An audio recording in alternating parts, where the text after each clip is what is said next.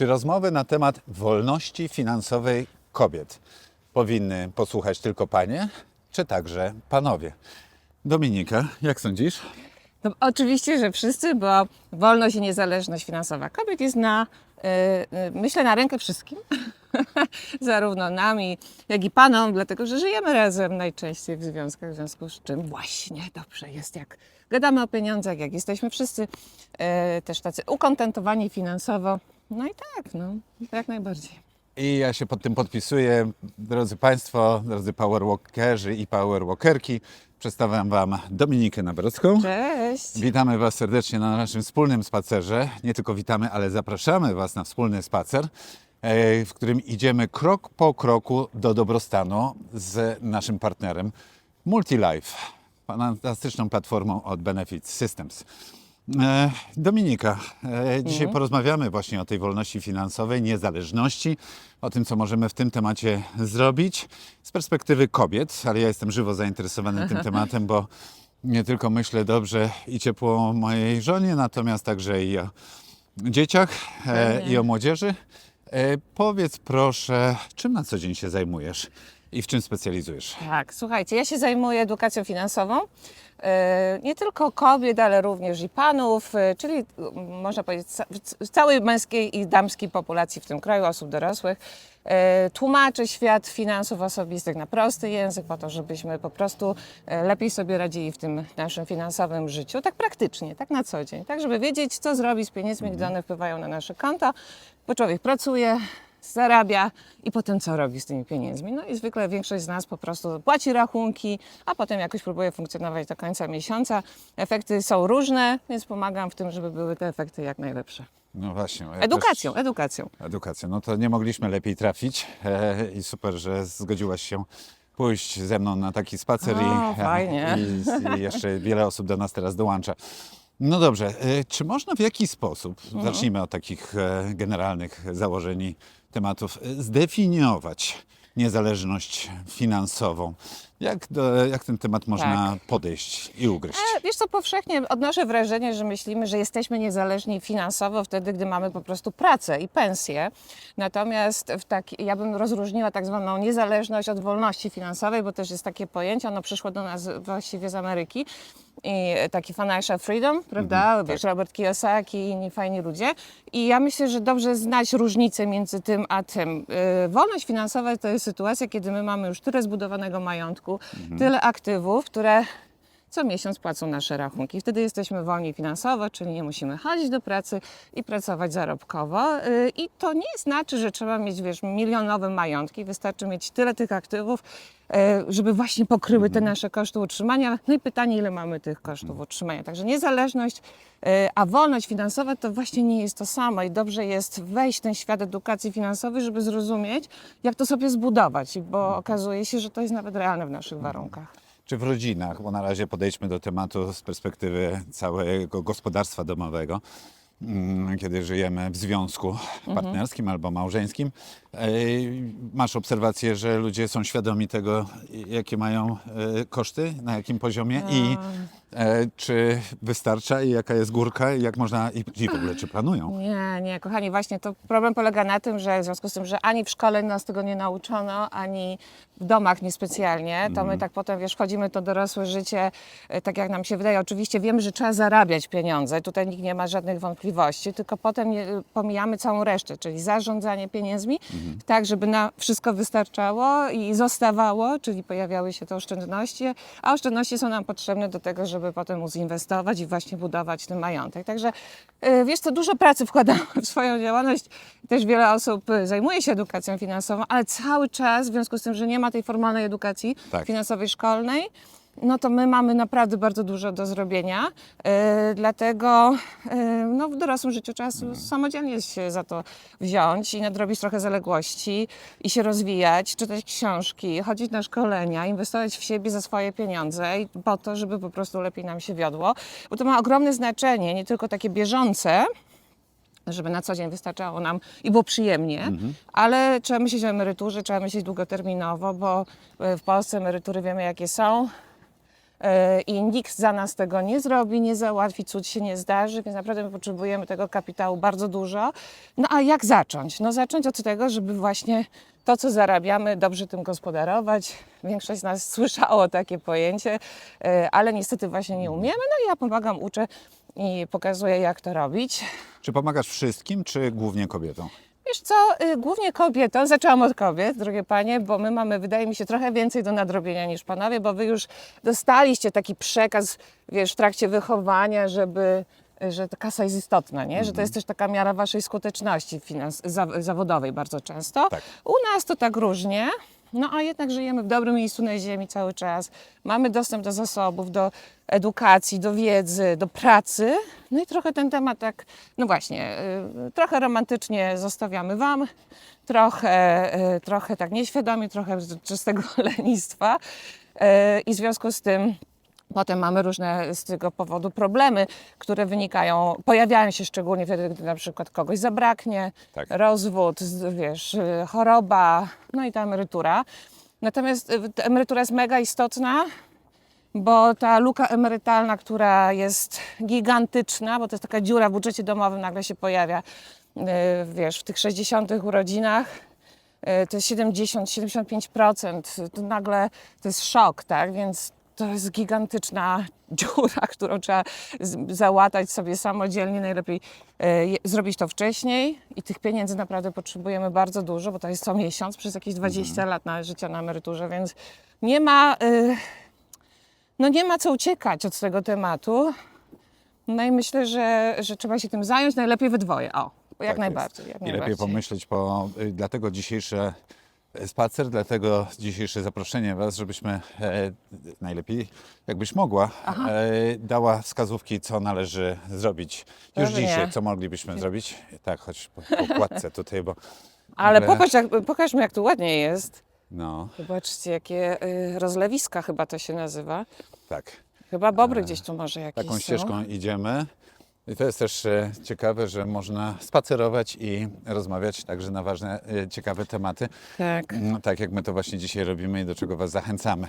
W ogóle zachęcamy Was do tego, żebyście posłuchali nas idąc, maszerując. To fajne. Możecie to też zrobić razem ze swoim partnerem, partnerką, mężem, żoną, żeby czegoś ciekawego przy okazji spaceru się dowiedzieć. Pogadać o pieniądzach, pogadać o życiu, o tym, jak sobie radzimy, ale też o tym, czego chcemy od pieniędzy, od nas, jak chcemy żyć, no właśnie za rok, za 5 lat, za 10, czy na emeryturze. No kiedy to zrobić? No ciągle na co dzień mamy tyle spraw na głowie, tutaj dzieci do szkoły, tutaj coś, no a jak już się uda taki spacer w weekend na przykład, na taki spacer się wybrać, to również na taki temat można pogadać. Halo, Absolutnie. a propos dobrostanu, idziemy Tak. krok po kroku do dobrostanu, bo jednym z elementów składowych dobrostanu jest także Tak. spokój finansowy, takie Tak, bezpieczeństwo To finansowe. jest bardzo ważna noga w tym stole naszego życia, czyli jak mamy 4 nogi, stół ma, to muszą być te 4, bo inaczej stół się wywraca i jedną z nich jest właśnie to zdrowie finansowe i to jest bardzo ważne. My to, wiesz, to tak trochę jest, że my wszyscy wiemy, że to istnieje, to jest ważne. Ja to się śmieję, że z pensji trochę jest jak z Wi-Fi, że wszyscy wiemy, że jest, ale nie widać, prawda? I trochę tak nam, Aż ten do temat... momentu, kiedy go zabraknie i No. nagle bum, I coś nie się wiemy, dzieje. nie możemy zrobić tego i tamtego. I No, jeszcze tak. telewizja nie działa. Tak, i Dzisiaj nagle telewizji już coś nie się oglądam. stało. No ale internet się wyłączy, No wiesz, właśnie. to wtedy jest dramat. I dzieci krzyczą. Kto używa albo kto wyłączył. Tak. Zapytałyśmy, od czego zacząć. Zacząć od budżetu domowego, od tej codzienności. Budżet domowy, ja często mówię, że to jest takie serce naszych finansów osobistych. I jak jest serce w dobrej kondycji, to reszta fajnie działa, tak? Jak nie, no No, to fajne się porównanie. wszystko może skończyć na tym. Tak. Więc budżet domowy składa się z 2 części. Części przychodowej i wydatkowej, więc musimy spojrzeć no właśnie na tą stronę, co nam wpływa do budżetu domowego i też co wypływa. Tak. My bardzo często skupiamy się tylko na tych wydatkach, prawda? Wiesz, ludzie tam płaczą, że no jak to znowu cięcia, znowu oszczędności, to jest takie nieprzyjemne. Ale warto się przyjrzeć, spojrzeć sprawdzie w oczy, spojrzeć sobie jak w lustrze w oczy, bo te paragony to jest trochę taki właśnie, takie lustro. Tak. widzimy tam, co jemy, jak żyjemy, jak funkcjonujemy i dobrze, wiesz, sobie taką nawet zrobić nasiadówkę, powyciągać to wszystko, te paragony, zajrzeć do konta, po prostu I gdzie to porównać. wpisać? Na kartce czy w Excelu? Jak kto lubi? Można dzisiaj nawet chyba sztuczną inteligencję w to ubrać, prawda? Można, żeby wnioski wyciągnęła, przeliczyła pewnie. Tak. Słuchajcie, no można nawet na papierze, można zrobić to w bankowości online, można to zrobić w Excelu. Ja lubię Excela, bo to jest fajne narzędzie, takie proste do tego, żeby sobie to właśnie zebrać w jedno miejsce. To jest ważne, bo z pieniędzmi to tak jest, że tutaj wydatek, tu wydatek i zagregujmy sobie te dane, zbierzmy je sobie i zobaczmy to też na sumach, bo Tak. nagle się okaże, że na, wiesz, jedzenie na mieście, nie wiem, alkohol, papierosy, leki, kosmetyki, takie kategorie, okazuje się, że może są właśnie większe, Tak. a nam się tylko wydawało, że jest inaczej. Natomiast niech nam się w końcu przestanie wydawać Tak. i spójrzmy na fakty i potem o tych faktach jest dużo łatwiej rozmawiać w związku Tak. niż o tych domniemaniach, prawda? Tak. I o tym, że a mi się wydawało, a ja sądzę, coś takiego, więc Ja ciekawostkę właśnie to, Aha. co zrobiliśmy z Izą, to jest to, że rozpisaliśmy sobie to i nie tylko raz, ale Super. umówiliśmy się, że raz w miesiącu, nawet wpisaliśmy sobie do kalendarza weekend, rewelacja, sobotę no, rano, no. że zanim dzieci tam staną, Tak, to tak. mamy ciszę, spokój i sobie zweryfikujmy, popatrzmy, nie co do grosika, ale tak z grubsza. Ile na jedzenie, ile na Tak. gaz, wodę, samochody, paliwo, pociągi, bo ja dosyć Tak. dużo jeżdżę pomiędzy Chyba tu Trójmiastem. nie przejdziemy, wydaje To mi się. pójdźmy sobie tutaj w prawo. Bardzo dobrze, bardzo dobrze. I co ciekawe, patrzyliśmy też na przychody. Ja Aha. na bieżąco wpisuję właśnie przychody i patrzymy, jaka górka zostaje. I ja zawsze wydawało mi się, jaka to jest duża górka, znaczy duża, znaczy bez Tak, przesady, tak. bo to też ja Tak. tylko sportowcem jestem, natomiast myślałem, że jest dużo więcej. Okazuje się, Okej, że jest mniej. okej. A do tego jeszcze pojawiają się wydatki Nagłe, typu tak. właśnie nagłe, bo coś się pojawia, jakaś okazja, albo jest wyjazd na wakacje, których czasami nie myślimy, ile kosztuje, a dzisiaj kosztują te wakacje Pewnie, horrendalne wiesz, dzieci, kwoty. prawda, Tak, to tak, wszystko jest dużo dokładnie. droższe, dzieci nam rosną, więc też to są coraz większe wydatki, większego kalibru. I to, co zrobiliście, to jest trochę planowanie i trochę podsumowanie, prawda, bo zrobiliście taki status trochę. Świadomość, taki, bycie świadomym, taki bo czasami bilans. człowiek nie jest świadomym tego, Tak. prawda? I to, tak. co bym dorzuciła jeszcze do tego, No. to jest taki moment, który sobie wybieracie w miesiącu, kiedy na przykład przychody wpływają, jest taki moment jakiejś kulminacji, jakiejś takim, wiesz, gdzie ten pieniądz się bardziej pojawia na koncie i wtedy usiądźcie i zróbcie planowanie. Czyli nie tylko podsumowanie, ile wydaliśmy post factum, tylko zaplanujcie z góry całą tą kwotę, albo nawet w czystej teorii, tak? Bo Tak. pewnie dzięki tym danym historycznym już wiecie, jakie to są mniej więcej przychody, nawet jeżeli są nieregularne i różnorodne, to dobrze jest to sobie właśnie wtedy zaplanować z góry, cały 100%, nie tylko te stałe opłaty, prawda, że Tak. one wiadomo, że są i dopiero resztę jakoś tam funkcjonujemy, tylko z góry ustalamy. Okej, no to z góry oszczędzamy, to jest bardzo ważne, żeby te oszczędności się naprawdę uskuteczniały systematycznie, czyli z góry mówimy, dobra, odkładamy z myślą na przykład o większych wydatkach na ten rok, załóżmy te 10%. Jezu, widać, czuję, że to sportowiec, no po prostu. Tak, za duże tempo? Ale ja też Ale- trenuję 3 razy w tygodniu, słuchaj. Ale, No dobry ale, form ale jesteś. jednak zawodowiec to zawodowiec. Ale ja zauważyłem jedną rzecz, że jak się idzie i mówi, A to to też też inaczej, jest, tak. w pewnym się pojawia się Też inaczej, zadyczka. Ale to poczekaj, zwolnijmy troszeczkę tempo, przecież ma być Dobra. zawsze możemy dopasować do tego, Dziękuję. co potrzebujemy. I właśnie oszczędzamy z góry, odkładamy pieniądze na inwestycje też z góry, tak, żeby zrealizować te plany długoterminowe. Z góry ustalamy, że na przykład na jedzenie to wydamy w tym miesiącu tyle, na jakieś inne wydatki, które mamy zaplanowane i całe 100% już jest rozdystrybuowane. Dobrze. I w związku z tym wiemy, jakimi kwotami dysponujemy. I wtedy na przykład to jest niesamowite, jak nasza głowa jest niezwykle wtedy kreatywna i twórcza i naprawdę szuka rozwiązań alternatywnych. Bo nam się czasami wydaje, że my sobie będziemy musieli czegoś odmawiać, bo zawsze było tak.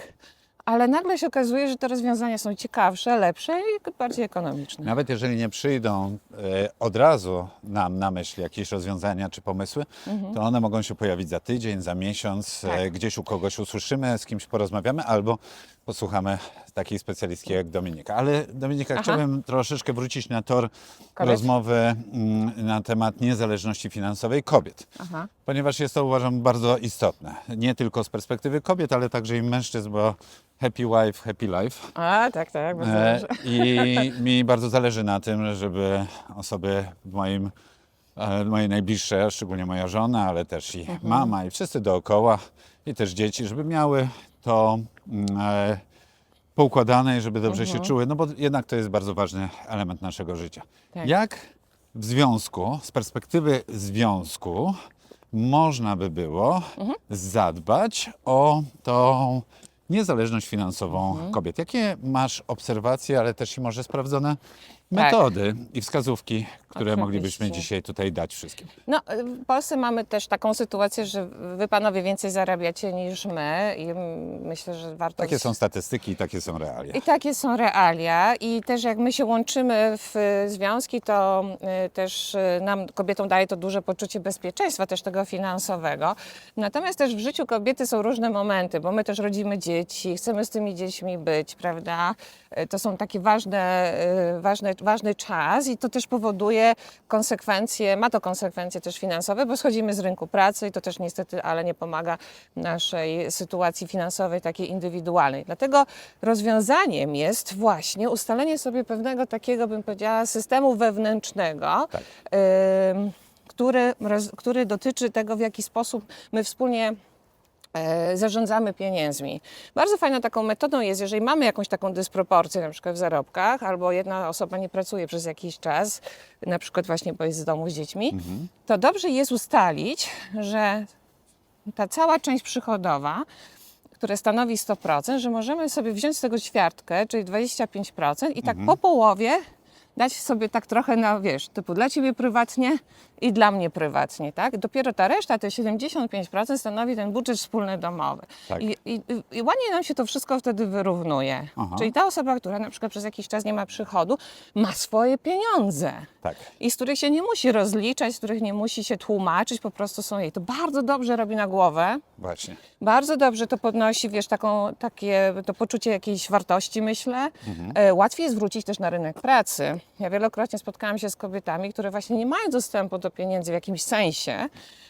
Nagle, wiesz, z takiego poziomu zero muszą się wznieść, znaleźć tą moc, wrócić na rynek pracy jest strasznie trudno. Rozwinąć skrzydła. Tak, dokładnie. Powiedzieć, że chcę zarabiać Tak. tyle. No, po prostu nasze poczucie wartości leży na glebie i kwiczy i to jest bardzo, bardzo trudne emocjonalnie. Natomiast i też jest to taki bardzo transparentny, myślę. Bardzo fajnie to działa w obie strony. Ja znam też historię, wiesz, takiego związku mieszanego. Osoba była, mąż był z innego kraju, nie mógł znaleźć tutaj pracy przez jakiś czas i też się z tym źle czuł, prawda? Tak. No i właśnie stosując takie rozwiązanie, że bierzemy, że wszystkie przychody, może to być jeden przychód, ale on jest nadal wspólny, Tak. bierzemy z tego właśnie na przykład taką część, a nie inną, to jest dla Ciebie, to jest dla mnie, nie musisz mi się z tego tłumaczyć, ja się Tobie nie muszę tłumaczyć, Tak. a reszta jest wspólna, do wspólnej części mamy oboje dostęp. Fajnie. A I- powiedz, bo mi się podoba ten pomysł, jeżeli by tak zrobić, to te środki, nazwijmy to w jakimś tam rozrachunku miesięcznym czy kwartalnym, możemy właśnie sobie po tej 25% porozdzielać i przekazać na konto Tak. rachunku prywatnego, Prywatne, tak. osobistego. Tak, tak. Trzeba też, Ale teraz pytanie, czy w takim razie z tego też idą wydatki na nie wiem, kosmetyczkę, nową okej. kurtkę, wiesz, jakąś tak, biżuterię i tak dalej, czy jednak to niech zostanie już do dyspozycji takiej poduszki trochę finansowej, takiego, wiesz, do dyspozycji, jeżeli chcę w coś Tak, zainwestować, chcę coś zrobić, ale nie związanego z codziennym życiem, tylko z czymś bardzo, bardzo osobistym, prywatnym. I z kategorii bezpieczeństwa finansowego, tak, Tak, mówisz. Wiesz co, myślę, tak. że to warto zostawić, co my chcemy z tym zrobić, jakby taką decyzyjność, ale to jest bardzo fajne, co powiedziałeś, żeby z tego też finansować sobie takie zaplecze, bo już naprawdę mówiąc o czarnym scenariuszu, wyobraźmy sobie sytuację, że małżeństwo się chce rozwieść, ona chce się rozwieść na przykład, no i wiesz, trzeba mieć na to pieniądze, żeby złożyć pozew o rozwód, trzeba mieć około 1000 zł, nawet trzeba mieć skądś nawet ten 1000 zł, prawda? Tak. Więc gdzieś się wyprowadzić, gdzieś wynająć mieszkanie, więc często też kobiety z tego powodu, że nie mają dostępu do takich środków, no decydują się zostać na przykład w bardzo niezdrowych relacjach i związkach, więc to jest bardzo dobry kierunek, oczywiście. I teraz od razu zapala mi się światełko. No to jak ja mam teraz, jako mężczyzna, stworzyć taką poduszkę finansową mojej partnerce, żonie, skoro może być to pierwszy krok do rozstania. Wiesz, Naprawdę tak pomyślałeś, że to... Znaczy nie wiem, czy pomyślałem. To wiem, jest gimnastyka tak, mózgu. Ja właśnie hipoteza. dlaczego o tym mówię? Ponieważ mogą być tego typu skojarzenia. Ja wolę dzisiaj położyć na stole Spoko. i wypowiedzieć wszystko, co mi przychodzi na myśl, z myślą Tak. o dobrostanie Tak. wszystkich ludzi, niż coś schować kieszeni. do kieszeni albo zamieść pod dywan. Tak. Natomiast to od razu powiem jedną rzecz ciekawą z mojej obserwacji, ale wszystko się zaczęło od mojego kolegi, który tak zrobił właśnie w swoim związku. Co ciekawe, nie małżeńskim, ale partnerskim. Aha. I oni to właśnie zrobili według Twojego pomysłu, Twojej sugestii, że stworzyli taki jakby każdy dostaje, czy tam wpłacają sobie na swoje środki, na swoje rachunki prywatne. Ale to, co sprawiło, to nie to, że nagle się okazało, że no to jest możliwość, wiesz, rozłączenia się, a wręcz ich to scaliło. Tak, aha. Ponieważ ona, kobieta w tym związku, nie zarabiająca głównie tych głównych pieniędzy, poczuła, że jest zadbana, ma komfort działania, ma to w pewnym sensie, to nawet nie jest niezależność, ale to Dostęp jest... do pieniędzy, Tak, to jest ten dobrostan, właśnie taki spokój wewnętrzny. I od razu odżyła. Polecam różne możliwości, w zależności czy ktoś pracuje na etacie, czy prowadzi własny biznes, ale jednak takie Tak. zaopiekowanie się tym tematem uważam bardzo ważne. Bardzo. Ja myślę, że możecie rozwinąć ten system, na przykład, żeby to nie była kwota procent jakiś. I wtedy będzie jej też zależeć na tym, żeby te kwoty, wiesz, będzie negocjować skuteczniej na przykład z klientem. No właśnie, proszę, kolejna sugestia, która pojawiła się. Fajnie. To zawsze działa tak, wiesz, motywująco na pewno. Dominika, zbliżając się już tak do mety naszego dzisiejszego spaceru, bo się zawsze umawiamy na takie 25-30 minut naszego spaceru, jakbyś mogła jeszcze może dać jedną, dwie wskazówki, głównie dla kobiet, ale tak, żeby też panowie usłyszeli, co zrobić, żeby zadbać o tą niezależność swoją finansową, o czym jeszcze warto by było pomyśleć, może też gdzie się uczyć, gdzie zbierać więcej informacji, bo myślę, że dzisiaj trochę tak zainspirowaliśmy. Tak. Naznaczyliśmy temat. Myślę, że już wiele osób o tym słyszało, ale fajnie by było jeszcze coś może dodać. skierować. Słuchajcie, no przede wszystkim edukacja i rozwój i to, żeby znaleźć czas na książki, na kursy. To tak mówię o takim rozwoju indywidualnym. A w związku to są jednak te rozmowy i potraktowanie tego tematu jako takiej gry zespołowej, czyli zawsze jak o tym mówię, to myślę o piłce nożnej, czyli jak jesteśmy drużyną, to musimy znać reguły, jak gramy, do której bramki strzelamy i jak sobie podajemy tą piłkę i jaka jest strategia. I tu jest dokładnie tak samo. Myślę, że jak jesteśmy w związku, to jest super fajne, że jesteśmy właśnie w duecie, bo możemy więcej zrobić. Ale nie będziemy wiedzieć też, czego pragniemy, jak te pieniądze, jaką rolę mają odegrać, czym mają nam pomóc, jeśli też nie wiemy, dokąd wspólnie zmierzamy, prawda? Czyli my teraz wiemy z Mateuszem, że idziemy tam, więc obydwoje idziemy tą samą drogą. Nie rozchodzimy się, nie kombinujemy, nie uciekamy i w związku jest dokładnie tak samo. Jak wiemy, że dążymy Mamy na nawet przykład... plan, gdzie pójdziemy. Dokładnie. Więc nie dosyć, że idziemy, to jeszcze idziemy zgodnie z planem. Zgadza się. I tak samo macie prawo mieć swoje marzenia, swoje pragnienia indywidualne. Tak samo dobrze jest o tym też sobie powiedzieć nawzajem i właśnie stworzyć ten wspólny i cel finansowy, i marzenia zrealizować i w związku z tym zatrudnić wtedy pieniądze do pracy, bo pieniądze są tylko przedmiotem. To nie jest tak, że dopiero jak będę mieć pieniądze, to coś się wydarzy. To jest odwrotnie. Czyli zacznijcie też tworzyć sobie wizję swojego życia, zastanówcie się, czego właśnie chcecie, razem i osobno i wtedy nagle się okaże, że mózg dostaje, konkretne zadanie do wykonania i szuka tych rozwiązań i nagle się okazuje, że to, co tam chodziło nam po głowie, co przegadaliśmy, proszę bardzo, rok, 2, 3 i jest zrobione, więc to jest taka... Więc Dobra wiesz, temat wskazówka. pieniędzy to jest też taki... bo my dużo o życiu przecież mówimy, to jest nasze życie, prawda? Więc trzeba do tego podejść i holistycznie, tak samo. Trzeba popracować też nad emocjami, nad przekonaniami finansowymi, bo one często nas też blokują. Tak. My możemy wiedzieć, co trzeba robić, ale dla jakiegoś powodu tego nie robimy. Także faktycznie nasze dzisiejsze spotkanie i ten spacer jest bardzo, mam nadzieję, inspirujący do tego, żeby właśnie się pochylić nad tematem i wiesz, co zrobić z niego fajny, ciekawy temat. Tak. Taki do... Okej, dobra, nie jest taki straszny. Możemy o tym pogadać, nie będzie od razu awantury. Wręcz przeciwnie, może się okazać, że rozbroimy jakieś bomby tykające, uchronimy swój związek na przykład przed jakąś właśnie eksplozją i uczynimy to życie lepszym. Będziemy też lepiej spać, lepiej się kochać, Tak lepiej być, będziemy bardziej szczęśliwi, uśmiechnięci, no bo przecież dobrze wiemy, że pieniądze może szczęścia nie dają, ale ułatwiają na pewno nam życie i czynią to życie przyjemniejszym i szczęśliwszym. Bez dwóch zdań. A jeżeli dla Was by ten temat był trudny do przegadania, to wiecie, co jest świetnym sposobem na to, żeby jednak ułatwić sobie taką rozmowę? Pójść na spacer i pogadać.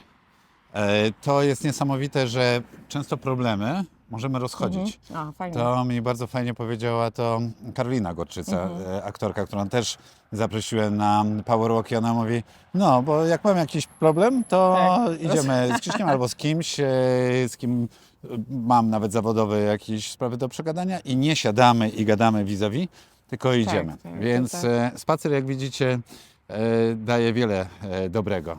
Nie tylko zdrowie, nie tylko aktywność, świeże powietrze, wystawienie się na Tak. naturalne światło dzienne, ale także i możliwość rozmowy, do której Was serdecznie zachęcamy. Zapraszamy. Bardzo Ci dziękuję, Dominika. Dziękuję, Wszystkiego dobrego. Dziękuję wzajemnie. Wszystkiego dobrego. Zapraszamy Was akurat na tą serię Krok po kroku do dobrostanu z Multilife co tydzień. W środę nie o 6:15 rano, ale o 6:15 wieczorem, po południu. I tak właśnie sobie to ułożyliśmy. Trzymajcie się. Pa, pa, do zobaczenia. Hej, dzięki. Cześć. Dzięki za wspólny spacer. Partnerem strategicznym Power Walk jest platforma Multilife od Benefit Systems. Masz pytanie? To zadaj je w komentarzu. To był Power Walk, Twój podcast w ruchu. Razem idziemy małymi krokami ku wielkim zmianom.